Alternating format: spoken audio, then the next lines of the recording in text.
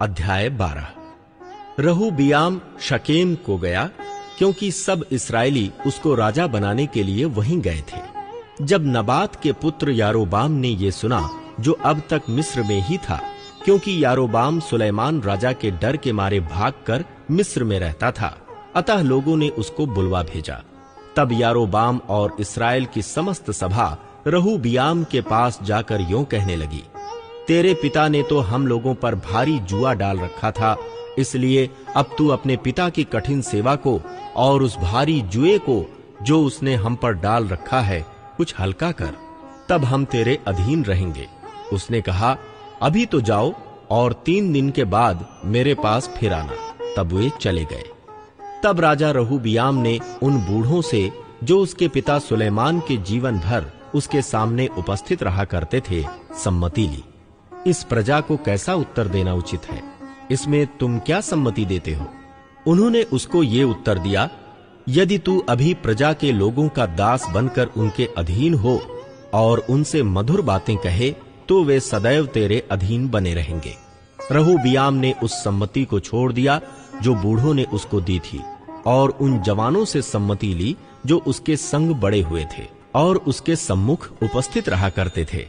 उनसे उसने पूछा, मैं प्रजा के लोगों को कैसा उत्तर दूं? इसमें तुम क्या सम्मति देते हो?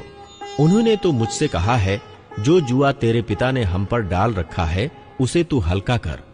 जवानों ने, जो उसके संग बड़े हुए थे, उसको ये उत्तर दिया, उन लोगों ने तुझसे कहा है, तेरे पिता ने हमारा जुआ भारी किया था, परंतु तू उसे हमारे लिए हल्का कर। तू उनसे यों कहना, मेरी छिंगुलिया मेरे पिता की कमर से भी मोटी है। मेरे पिता ने तुम पर जो भारी जुआ रखा था, उसे मैं और भी भारी करूंगा। मेरे पिता तो तुमको कोड़ों से ताड़ना देता था, परंतु मैं बिच्छुओं से दूंगा। तीसरे दिन जैसे राजा ने ठहराया था कि तीसरे दिन मेरे पास फिर आना, वैसे ही यारोबाम और समस्त प्रजागण रहूबियाम के पास उपस्थित हुए। तब राजा ने प्रजा से कड़ी बातें की और बूढ़ों की दी हुई सम्मति छोड़कर जवानों की सम्मति के अनुसार उनसे कहा, मेरे पिता ने तो तुम्हारा जुआ भारी कर दिया, परंतु मैं उसे और भी भारी कर दूंगा।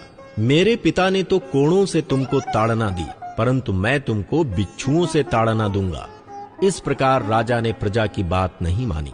इसका कारण यह है कि जो वचन यहोवा ने शीलोवासी अहिय्या के द्वारा नबात के पुत्र यारोबाम से कहा था, उसको पूरा करने के लिए उसने ऐसा ही ठहराया था।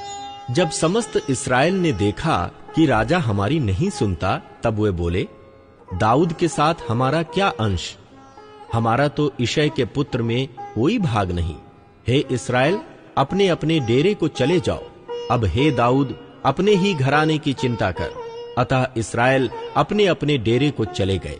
केवल जितने इस्राएली यहूदा के नगरों में बसे हुए थे, उन पर रहूबियाम राज्य करता रहा।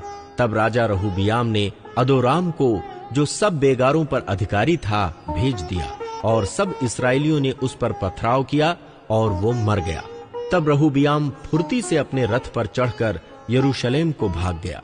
इस प्रकार इस्राएली दाऊद के घराने से फिर गया और आज तक फिरा हुआ है। ये सुनकर कि यारोबाम लौट आया है, समस्त इस्राएल ने उसको मंडली में बुलवा भेजा और संपूर्ण इस्राएल के ऊपर राजा नियुक्त किया, और यहूदा के गोत्र को छोड़कर दाऊद के घराने से कोई मिला ना रहा। शमाया की भविष्यवाणी। जब रहूबियाम यरूशलेम को आया, तब उसने यहूदा के समस्त घराने को और बिन्यामीन के गोत्र को, जो मिलकर 1,80,000 अच्छे योद्धा थे, इकट्ठा किया कि वे इस्राएल के घराने के साथ लड़कर सुलेमान के पुत्र रहूबियाम के वश में फिर राज्य कर दें।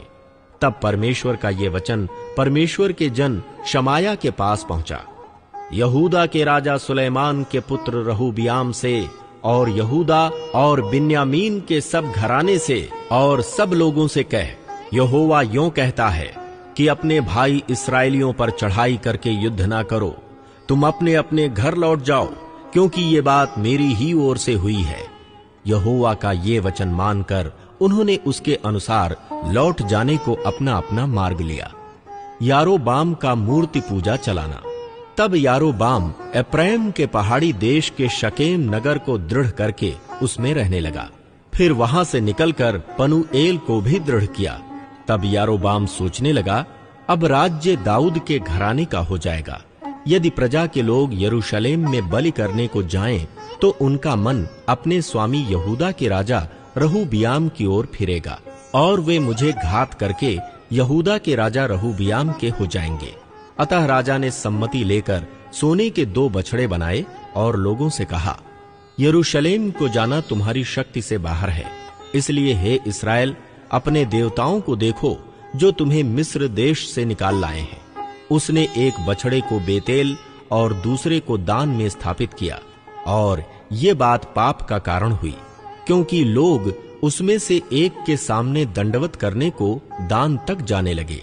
और उसने ऊंचे स्थानों के भवन बनाए और सब प्रकार के लोगों में से जो लेवी वंशी न थे याजक ठहराए। बेतेल की पूजा दंडनीय। फिर यारोबाम ने 8वें महीने के 15वें दिन यहूदा के पर्व के समान एक पर्व ठहरा दिया और वेदी पर बलि चढ़ाने लगा। इस रीति उसने बेतेल में अपने बनाए हुए बछड़ों के लिए वेदी पर बलि किया और अपने बनाए हुए ऊंचे स्थानों के याजकों को बेतेल में ठहरा दिया। जिस महीने की उसने अपने मन में कल्पना की थी, अर्थात 8वें महीने के 15वें दिन को वो बेतेल में अपनी बनाई हुई वेदी के पास चढ़ गया। उसने इस्राएलियों के लिए एक पर्व ठहरा दिया और धूप जलाने को वेदी के पास चढ़ गया।